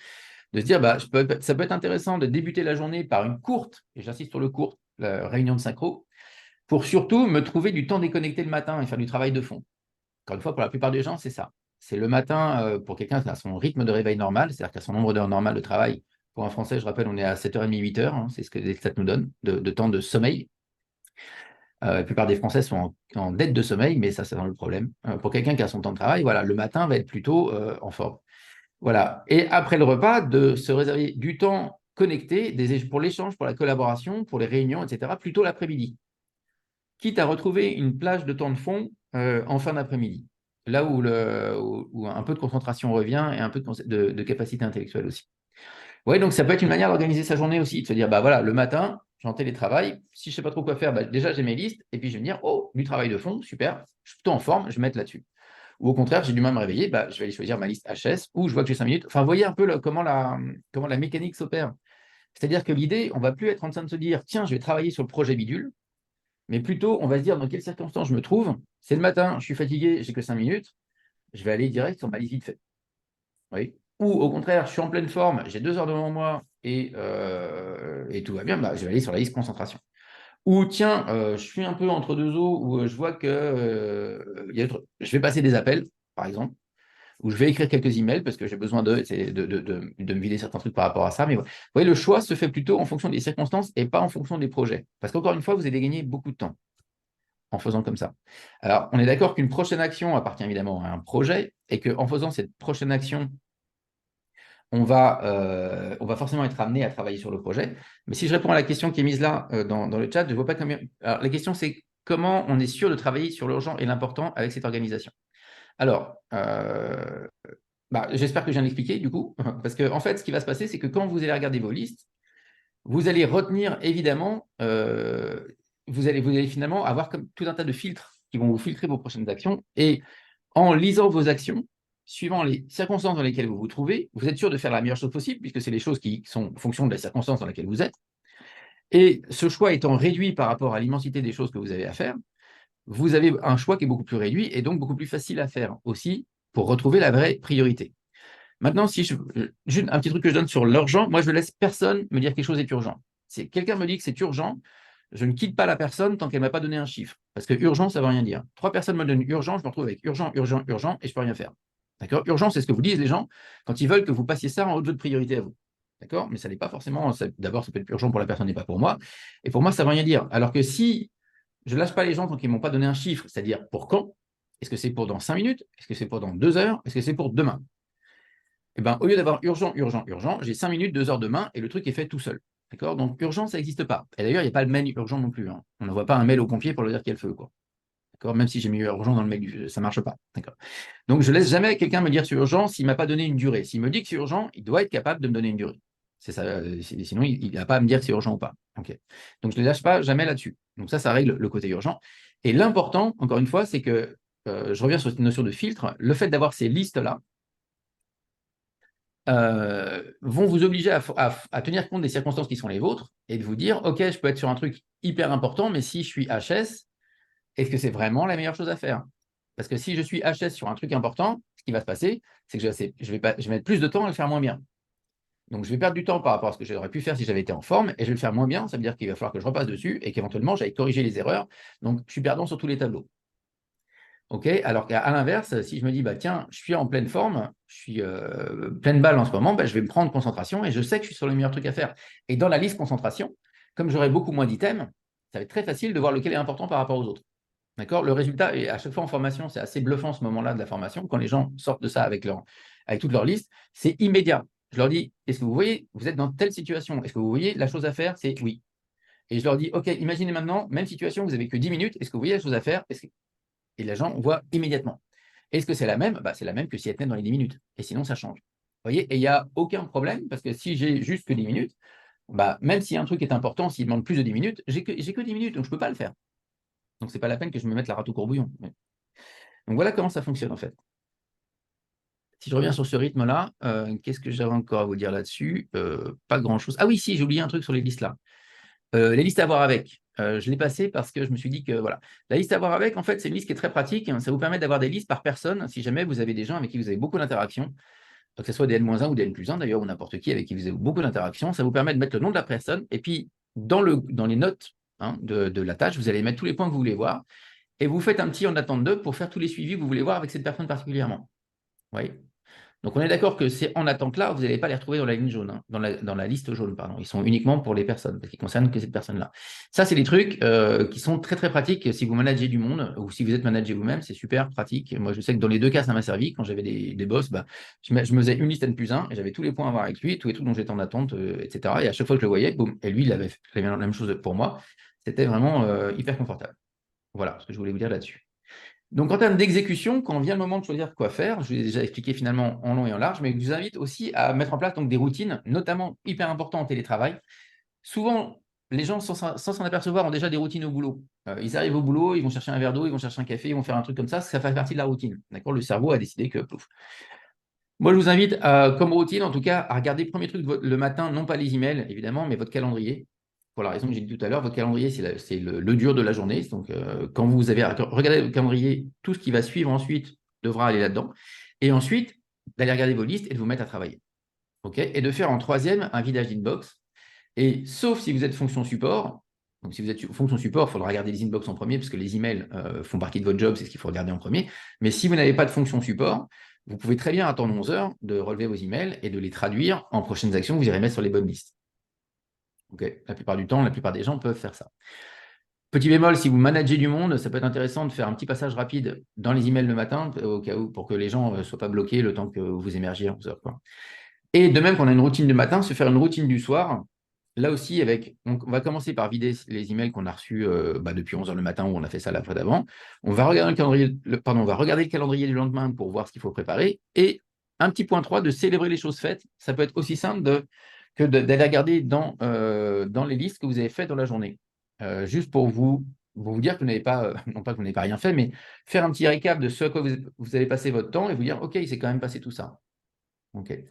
Donc, des plages de temps réservées pour le travail de fond, c'est vraiment très important, d'autant plus en télétravail aussi. Et puis, bloquer pour 45% pour les imprévus, parce que même en télétravail, on en a.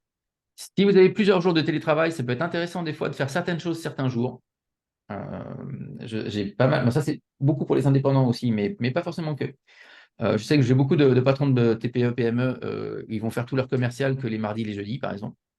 Ils vont faire tous les devis les vendredis matins, vous voyez, et ils vont se dire, ils vont dédier des moments de la semaine seulement à certains trucs. Et ça fonctionne bien, le cerveau aime bien ça aussi, il aime bien ce côté un petit peu routine, répétitif, parce qu'encore une fois, ça le dispense d'une décision à prendre. Et je vous invite à travailler par battement. Alors, on a vu tout au début de la présentation, je vous parlais de Pomodoro et de ses 25 minutes. Il se trouve que, a priori, d'après les cognitivistes, donc les psychologues du fonctionnement du cerveau, le cerveau humain aime bien les battements de 5, 15 ou 45 minutes.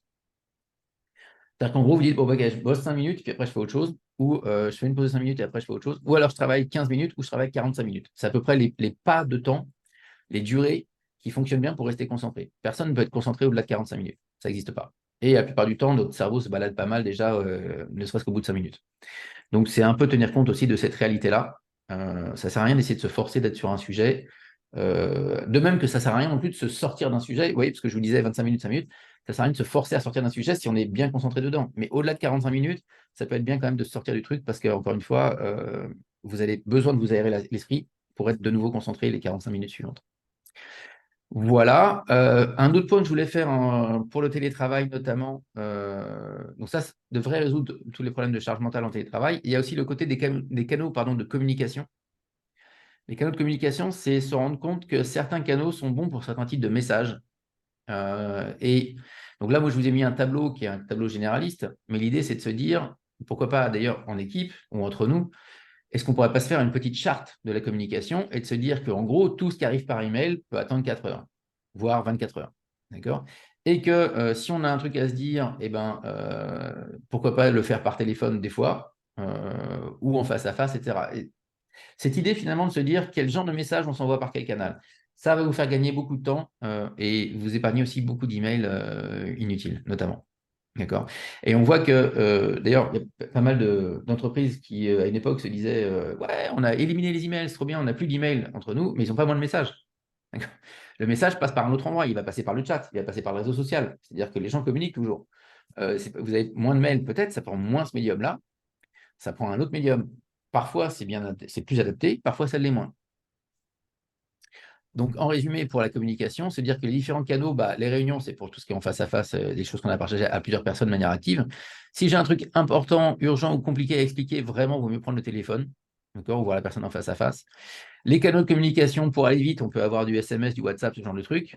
Pour garder le lien avec les collègues, c'est vrai que le réseau social est pas mal pour ça. Le réseau social de l'entreprise est bien pour ça. Avec les plages de chat, etc. Mais encore une fois, avec parcimonie, hein, en télétravail, on va privilégier la synchrone. Et tout ce qui est communication officielle, info non complexe ou alors des trucs pas urgents, on va envoyer ça par mail. Voilà, et donc tout ça devrait vous permettre en tout cas d'être beaucoup plus tranquille par rapport à tout ce que vous avez à faire en termes de charge mentale et notamment dans le cadre spécifique de télétravail et d'avoir donc le cerveau comme la surface d'un lac. Vous voyez l'image ici, c'est l'image du juste effort. Si je jette une grosse pierre dans ce lac, il y aura une grosse réaction. Si je laisse une petite pierre, il y aura une petite réaction. L'eau, elle n'en fait pas trop, elle n'en fait pas assez, elle fait juste ce qu'il faut pour régler le problème. Et l'idée, c'est qu'on soit, nous, de la même manière. On va dépenser notre énergie cognitive juste ce qu'il faut. Pas de surréaction, pas de sous-réaction. On fait ce qu'il faut pour régler le problème et qu'il n'y ait pas besoin d'y revenir. Voilà ce qui clôt en fait ma présentation. Et je vous remercie de votre attention et je suis prêt à répondre à toutes les questions que vous pourriez avoir. Alors, ça peut être dans le chat ou ça peut être, enfin, je ne sais pas si on peut faire ça à la voix aussi. Oui, oui, bien Ouais, sûr, bien sûr. ok. Bien sûr, si vous pouvez prendre la parole, n'hésitez pas à le faire en direct, c'est toujours plus précis et on exprime mieux les choses. Cela dit, si ça ne vous est pas possible de le faire, utilisez le chat. Alors, il y a une question dans le chat d'ailleurs de RG. Oui, j'ai répondu déjà. Enfin, j'ai répondu. Ah bon, Sur le moment, ouais. Alors, je ne sais pas si j'ai bien répondu, hein. Peut-être qu'il y a d'autres questions. Je ne sais pas qui est Hergé. oui. Alors, il n'y a pas le micro, mais apparemment, ça va. J'ai cru comprendre, j'ai cru lire ça va sur les lèvres, c'est ça? Et le micro, je ne sais pas. Pourtant, il n'est pas coupé, mais je ne vous entends pas.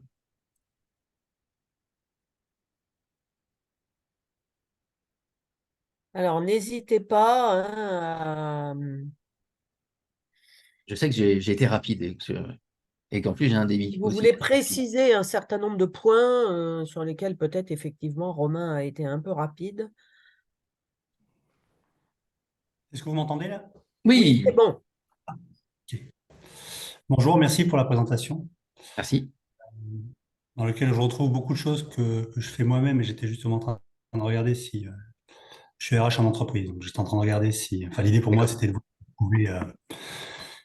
trouver des choses pour certaines personnes chez moi qui ont beaucoup de mal à s'organiser, mais Ok. je ne sais pas dans quel... Enfin, je reste finalement toujours avec ma question, c'est... Attends, je pense qu'il faut faire preuve d'une certaine agilité pour être absolument. organisé comme ça. Et souvent, les gens qui ont des difficultés d'organisation, de priorisation, etc., sont aussi des gens qui montrent des difficultés en termes d'agilité, assez rigides, Mhm. de choses. Et voilà, je ne sais pas jusqu'à quel point. Enfin, est-ce que là, c'est finalement duplicable à tout le monde et là, ça se met en œuvre assez facilement, ou est-ce que pour les gens qui manquent un peu d'agilité, finalement, la méthode est un peu difficile à dupliquer? Ouais, ok. Alors, est-ce que ça fonctionne? Le principe fonctionne pour tout le monde. C'est-à-dire que n'importe quel cerveau humain sur la planète, qui soit très créatif, très admin, très sclérosé, etc., doit répondre à deux questions pour faire n'importe quoi. Qu'est-ce que je cherche à faire en vrai? Donc ça, c'est ce que j'appelle mon résultat final. Et puis, par quoi je commence? D'accord? Et ça vaut pour le fait de sortir de cette pièce, hein. Si je veux sortir de la pièce, il faut que je me vois sortir de la pièce. Il faut que je réalise qu'il faut d'abord que je me lève de ma chaise. Oui. Donc, et puis, ça va évidemment pour n'importe quel projet. Donc ça, le principe vaut pour tout le monde. Après, il y a pas mal de raisons qui font que ça peut être effectivement plus ou moins compliqué à mettre en œuvre derrière. J'ai essayé de rester simple. En fait, la manière dont je monte là avec ces listes-là, euh, je sais que comment dire, ça paraît compliqué aussi là parce que je vous le balance comme ça tout d'un coup, hein. C'est vrai que, par exemple, en coaching, la plupart du temps, vous voyez, ces listes-là, on va les créer au fur et à mesure. C'est-à-dire que je débarque pas en disant, voilà, vous allez me faire 15 listes et voilà les listes et on va les remplir. Parce que d'abord, c'est pas forcément une bonne manière de faire. Et puis, ça fait vraiment une espèce de masse comme ça. Et je passe plutôt dans l'autre sens. Je dis, OK, bah ça, vous avez un appel à passer. OK, vous avez 3 appels à passer. Ce ne serait pas intéressant peut-être de les rassembler ensemble.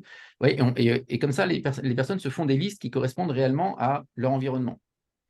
En fait, ce que je constate le plus difficile souvent dans cette approche-là, c'est le fait d'arrêter de penser projet pour penser contexte. C'est-à-dire d'arrêter de se dire, tiens, je vais travailler sur le projet machin, ou je vais travailler sur le sujet, etc. Parce qu'on a toujours, enfin, on nous a appris à travailler comme ça, quelque part. Enfin, on n'a jamais vraiment appris à travailler non plus, mais c'est un autre sujet. Mais on a toujours fonctionné de cette manière-là, c'est-à-dire. Et là, c'est se dire, OK, non, je laisse ça pour me dire plutôt, je vais tirer le meilleur parti possible des circonstances dans lesquelles je me trouve, donc circonstances qui incluent le lieu où je suis, les personnes autour de moi, les outils qui sont les miens, mon propre état de fatigue, le temps dont je dispose. Et en fonction de tous ces paramètres-là, maintenant, je vais faire mon choix parmi les différentes choses qui restent faisables. Et comme il y en aura moins, bah forcément, je vais voir la plus importante parce que l'action qui appartient à la chose la plus importante va me sauter aux yeux par rapport aux autres. Et ça, encore une fois, c'est des choses qu'on voit quand on met en place le système, c'est-à-dire quand il est en place. C'est des choses qu'on ne voit pas forcément au moment où on va le mettre en place parce que justement, on voit un peu la montagne, on ne voit pas encore le résultat. Donc c'est vrai que j'ai souvent des freins au départ de gens qui se disent, bon, mais attends, c'est une usine à gaz, quoi. Et des gens qui vont se dire, même, je vais perdre mon improvisation, je vais perdre ma spontanéité. Alors que c'est tout le contraire. C'est ça qui me permet d'être spontané, en fait. C'est ça qui me permet d'être agile, comme vous le disiez. Et d'ailleurs, c'est ça qui va me redonner l'agilité pour répondre à votre question. De dire, mais finalement, je vais arrêter de me laisser impressionner, puisque c'est un peu ça, par tel et tel sujet qui me paraissent des montagnes, pour me dire, mais finalement, on ne me demande pas d'organiser les jeux. Oui, c'est la finalité, d'accord, mais ce qu'on me demande là, en vrai, c'est d'organiser une réunion avec 3 personnes. Vous voyez, c'est pour ça que je repasse toujours sur la prochaine action, pour enlever un peu de cette espèce d'angoisse qu'il peut y avoir par rapport à tout ce qu'on a à faire, et plutôt réfléchir en termes de, OK, bah, je réfléchis en termes d'action et de circonstances parce que c'est la seule chose que je peux faire là maintenant. Donc, c'est vrai que, pour répondre à votre question, oui, ça s'applique à tout le monde. C'est vrai que la mise en œuvre n'est pas la même pour tout le monde et elle peut être plus ou moins délicate à faire. Mon conseil là-dedans, c'est vraiment de se dire, OK, j'y vais pas à pas. Je ne regarde pas la montagne, je regarde le chemin. D'accord. Je regarde la route et je pose un pied. Et je pose le deuxième pied, je pose le troisième pied. Et au bout d'un moment, je suis arrivé au bout de la montagne. Ouais, c'est un peu ça. Merci. Oui, Mehdi. Bonjour Romain, bonjour à tous. Bonjour. Merci pour la dynamique, c'était à la fois intéressant et instructif. Ça me rappelle un petit peu la méthode GTD, Getting Bien Things sûr. Done, Ouais. dont je pense que tu as dû éluder pour aller à l'essentiel, je te remercie. Moi, ce qui m'intéresse, c'est surtout la dynamique, comment tu l'opères au quotidien, ce système. Ouais. Concrètement, une fois que tu as fait ta première action, à quel moment? Est-ce que tu le fais immédiatement? Tu remets ta liste à jour immédiatement? Est-ce que tu la fais tous les matins? Ok, d'accord. Voilà. Ok. Donc, toi, tu es familier avec GTD aussi, j'entends. Familier, c'est un grand mot. J'ai Ouais, juste un vernis dessus, mais j'ai pas creusé le sujet. ça marche. Ok. Bah, en fait, le principe de ces listes-là, c'est qu'elles vont me servir, elles me servent de starting block. Ça veut dire quoi? Ça veut dire que, par exemple, si je me dis, tiens, je vais passer des appels. Imaginons que dans cette liste appels à passer, j'ai, je sais pas, 10-15 appels. Et je me dis que je vois celui qui me paraît le plus important à passer maintenant parce que justement, il appartient à un sujet dont je sais qu'il est important. Et que ça tombe bien, je peux appeler. Donc, je vais prendre l'appel, je vais prendre le téléphone, j'appelle la personne. Et après, en fait, j'ai 2 choix possibles. Soit je peux continuer sur le même projet. Et la plupart du temps, je vais continuer. Parce que je suis lancé, en fait, sur le projet. Et je vais continuer, bah, je sais pas, ça va me demander de faire autre chose, peut-être de rédiger un bidule, je sais pas quoi, et je peux le faire. Bon, bah, je continue un petit peu parce que je suis sur la lancée, etc. Très bien. Et puis au moment où je ne pourrais plus continuer parce que, je ne sais pas, j'ai plus le temps, je suis sur l'attente de quelqu'un, faut que etc., bah là, je vais écrire la prochaine action suivante, ok, qui peut être d'ailleurs aller dans une autre liste, hein. Peut-être qu'une fois de bout en bout, au bout d'un certain moment d'avoir travaillé sur ce projet-là, je m'aperçois que la prochaine action, ça va être un devis à écrire, donc je vais mettre dans le logiciel 1, bah, écrire le devis bidule, ok, et ça va me faire mon starting block pour la prochaine fois. Ouais, donc ça, c'est mon premier cas de figure. Le deuxième cas de figure, c'est quand, après avoir passé l'appel, je ne peux pas continuer. Parce que bah, il y a quelque chose que j'attends de quelqu'un ou parce que je n'ai pas en situation, je ne suis pas au bon endroit pour faire ce qu'il faudrait que je fasse maintenant. Et à ce moment-là, je vais effectivement écrire la prochaine action pour la mettre dans la bonne liste. Tu vois, c'est bon, ça répond au principe? Ouais, ça répond au principe. Je pense que c'est une dynamique qu'il faut garder continuellement et qu'il faut adapter en fonction des cas Alors moi, d'usage. j'aime bien penser ça en termes de marque-page. Tu vois, si je devais prendre une image. Un marque-page, en général, quand on lit un bouquin, on a un marque-page parce que justement, le marque-page nous permet de repartir directement de là. Et Ouais. pas avoir besoin de relire le bouquin ou de repasser 3-4 pages pour attends, ça j'ai plus. Non, c'est j'ai. Vous voyez et on se sert de ça. On repart directement de là. Pour moi, mes prochaines actions, c'est ça. Et c'est pour ça que je fais un distinguo d'ailleurs entre les prochaines actions qui vont se retrouver dans ces listes bleues et toutes les actions d'un projet. D'accord. Toutes les actions de tous mes projets ne vont pas dans les listes bleues. D'accord? Mes actions, mes projets, mon rétro-planning, ma planification, tout ça, c'est dans mon dossier de mon projet. Je fais ma planif avec mes chemins critiques, avec mes. Ça, je fais ça comme d'hab. Je vais juste extraire à chaque fois la prochaine action, micro-action, encore une fois, si tu veux l'appeler comme ça, que je vais mettre dans ces listes bleues. Donc, ces listes bleues sont que des starting blocks, que des marque-pages. D'accord? C'est des listes de marque-pages. C'est-à-dire que je fais un truc, je bosse sur le machin, quand je peux plus, je mets mon marque-page pour repartir de là la prochaine. L'analogie est bonne du marque-page, ça me parle. Merci Romain. Avec plaisir. Jessica, j'ai pas levé la main, mais je sais pas Oui, si. mais c'est pas grave. Allez-y, allez-y. Voilà, merci. Merci pour la présentation, c'était très clair. Donc moi, je le faisais, mais inconsciemment, mais pas avec autant de méthodes. Donc je pense maintenant que je vais m'y atteler, parce que moi, j'avais mes listes projets comme ça que je fais. Je pense qu'il y a une notion aussi de timing, hein. Je voudrais bien vérifier ça. C'est-à-dire que par exemple, sur une liste projet, alors évidemment, pas tout le projet entier, mais une liste d'actions qui peut se faire, je sais pas, tous les 15 jours, etc., parce que ça change pas tout le temps. Et après, c'est la micro-action qu'on vient mettre en fonction du timing. Et là, les listes peuvent se mettre à jour tous les jours. Est-ce que ça, c'est possible, en fait? C'est-à-dire d'avoir un petit peu deux timings différents. C'est-à-dire que le projet, on sait où on va dans les grandes lignes sans avoir toutes les micro-actions, mais ça nous donne quand même la direction, parce que sinon, si on est en micro, on n'y arrive pas. Mais par contre, tous les jours, moi, je revoyais un peu mes listes projets en me disant, bah, tiens, qu'est-ce que tu as à faire de là? Mais je ne refaisais pas de liste. C'est ça. En fait, c'est-à-dire que voilà, je faisais mes listes projets et je piquais intuitivement ces listes-là. Maintenant, je vais m'affairer à peut-être à faire ces listes plus formalisées. C'est-à-dire que moi, je repassais moi-même et je triais l'urgent, l'important dans mes listes projets, mais ça devenait un peu brouillon. C'est ça. Donc, C'est exactement ça. c'est Ouais, ça. c'est exactement Voilà. ça. C'est l'idée de se dire, j'ai toute ma planification, mon Voilà. rétro-planning, tout ça, c'est dans mon dossier projet. Donc, les grosses Mm. actions, les grosses tâches, effectivement, les macro-actions, on peut appeler ça comme ça. Et je vais extraire que les prochaines qui vont aller dans ces listes bleues. Ah ouais. Et que je traite quotidiennement, C'est ça. quasiment. Un Ah oui, matin. tous les jours. Ah bah, tous les jours, hein, Ah ouais. c'est avec ça que je travaille. Ouais. Ok, très bien. Non, non, c'est clair. Merci. Merci. Une autre question, une dernière question peut-être, parce qu'on arrive bientôt au terme du webinar ou nous en restons là. Tout a été clair. Vous avez dégagé une stratégie alors je ne vais pas dire optimisation, mais une stratégie pour être Ah, RG, oui. Une question. RG, voilà. Allez-y. Ah bah, remicro qui. Ah non, cette fois-ci, c'est qu'il est coupé. C'est que là, je le vois coupé, moi. Je le vois en rouge. Pardon, là, au moins ça Voilà. marche. Ouais. Là aussi, je me pose la question, toujours pareil, avec les gens qui ont du mal à gérer leurs priorités. Ouais. Ça me va bien des listes comme ça dans tous les sens, avec plein d'actions partout, j'ai pas de problème. Et effectivement, en fonction des temps où on est efficace, pas efficace, etc., c'est parfait. Mais des gens qui, par ailleurs, ont déjà des difficultés à gérer les priorités qu'on leur demande, est-ce que cette approche-là va contribuer à régler leurs problématiques de gestion de priorité ou c'est pas suffisant et il faut aussi les aider là-dessus? Alors, bah, après, il y a des. Je ne vais pas intervenir sur la partie management. D'accord? Il y a une partie management dans le fait de demander des priorités à quelqu'un que je vous laisse. Par contre, effectivement, je n'ai pas parlé de priorité d'ailleurs dans toute la présentation, hein, quasiment. Parce que l'idée ici, c'est plus de prioriser à l'avance, c'est d'être capable de reconnaître ses priorités à n'importe quel instant. Pourquoi? Parce que ça va tellement vite maintenant que la priorité du lundi, jeudi, c'est plus la même déjà. Et ce qui fait que si je passe mon temps à faire des priorités, bah, je fais mes priorités le lundi, et puis je les refais le mardi, et puis je les refais, etc. Et on perd beaucoup de temps là-dedans par rapport à cette approche-là qui, pour moi, permet de voir plus rapidement, c'est-à-dire de me permet de reconnaître ma priorité. Pourquoi? Parce que justement, j'en ai mis aucune entre les différentes tâches. Donc, elles sont toutes à égalité quelque part. La seule chose qui va discriminer ça, c'est-à-dire qui va faire que je vais pouvoir déterminer quelle est la priorité, c'est moi.